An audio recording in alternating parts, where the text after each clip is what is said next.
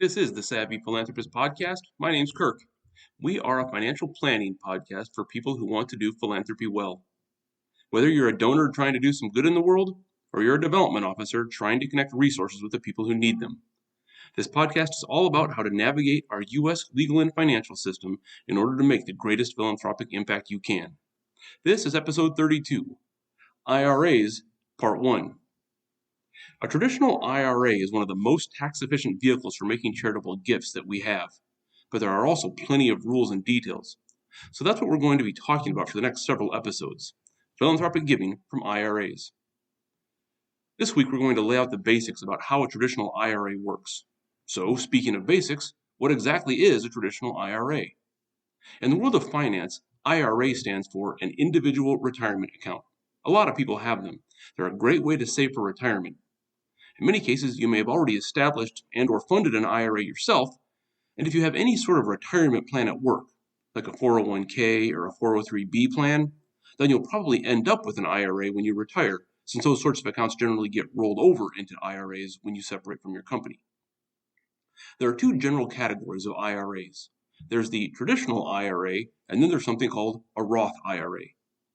To be frank, we're not really going to talk about Roth IRAs. They're not really anything special when it comes to charitable giving. We're going to focus on the traditional IRA because that's where all the philanthropic magic happens. So, back to basics. How a traditional IRA works. When you deposit money into an IRA, that amount gets deducted from your income for tax purposes. That means you don't pay tax on the money when you earn it. Then the money is invested over the next however many years, and you don't pay any tax on any of the growth or other income in the account. Then, when you eventually take money out of the IRA to fund your retirement, you pay income tax on those distributions. So the IRS eventually gets its piece of the pie, but you get the major advantage of the money growing tax-free for many years. For what it's worth, your other sort of retirement plan, again like a 401k or a 403b, works mostly the same way. That's why they can be rolled over into an IRA. But anyway, let me give you an example of exactly how this works. Just to make the math simple, imagine that you earn $100,000 in a year. If you don't put any money in a traditional retirement account, like an IRA or a 401k, then you pay income tax on the whole $100,000. Now imagine that you deposit $5,000 of that salary into an IRA. That $5,000 is deducted from your salary for tax purposes, so you only pay income tax in that year on $95,000. Then the $5,000 is invested and it grows tax-free for all those years. Imagine it eventually grows to $9,000. Then, in retirement, you take that $9,000 out of the account. At that point, you pay income tax on the whole $9,000. Now imagine doing this every year for the length of a career, adding money every year regularly. And by the way, using a 401k or a 403b actually lets you put even more money into this kind of retirement account. And you can see that an IRA can be a really substantial asset by the time you get to retirement. So that's the basics of how the IRA account works. But as I said, there are plenty of details. The most important one for our purposes is the required minimum distribution. As an initial matter, you can't take a distribution out of your IRA until you're 59 and a half without paying a big tax penalty. And yes, that's kind of a weird number. Blame it on the actuaries. But once you reach that age, you can take any money, any amount out of your IRA you want, you just have to pay tax on it. However, once you reach a certain age, you have to take distributions from your IRA. These amounts are called required minimum distributions, or RMDs. The exact age when a person has to start taking RMDs has been a bit of a moving target for the last several years. It used to be 70 and a half, again with the actuaries. But then a couple years ago, it was raised to 72. Then, just a few months ago, right at the end of 2022, it was raised again.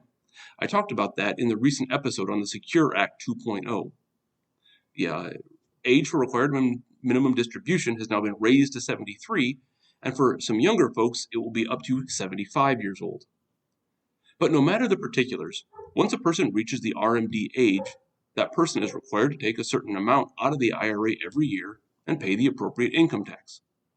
The amount you have to take out is calculated by an IRS formula, and it has precisely zero discretion in it. It's based on a combination of your age and the size of your IRA. The RMD is a hard and fast rule, and there is no wiggle room.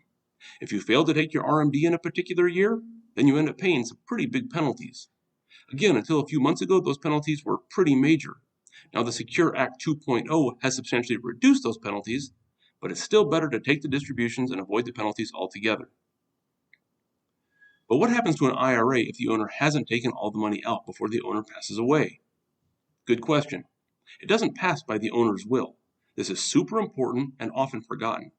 An IRA passes by something called a beneficiary designation. The owner of the IRA can choose for the IRA to pass to whomever he or she wants by filling out a particular form that is kept in the files of the company that manages the IRA. When the owner passes away, the named beneficiary, or beneficiaries, there can be more than one, fill out some paperwork for the IRA company and the funds become theirs. There are plenty of rules about how the new owner has to manage and distribute those funds, but those details are way beyond our scope here. Suffice it to say that whenever a distribution is made from an IRA to an individual who inherited it, that recipient still has to pay income tax on the distribution. Paying income tax on distributions is the immutable rule of IRAs. So those are the basics of how a traditional IRA works. Remember that we're not talking about Roth IRAs, those are different. We're talking about traditional IRAs. Bear these basics in mind over the next several episodes as we talk about how to use that IRA to make charitable gifts in really tax-savvy ways. If you're enjoying this podcast, be sure to click subscribe so you don't miss any episodes. If you know other people who might find this podcast worthwhile, please share it on your social media platform of choice. And if you're feeling particularly generous, a rating or review for the show on whatever podcast service you use would really help to get the word out about the show. You can find The Savvy Philanthropist on the internet at thesavvyphilanthropist.net. You can find me on LinkedIn at the link below in the show notes. You can follow me on Twitter where I am at RossPlan. Lastly, if you have any ideas, suggestions, or helpful insights, feel free to email me at thesavvyphilanthropist@gmail.com. That's it for episode 32. Thanks for listening.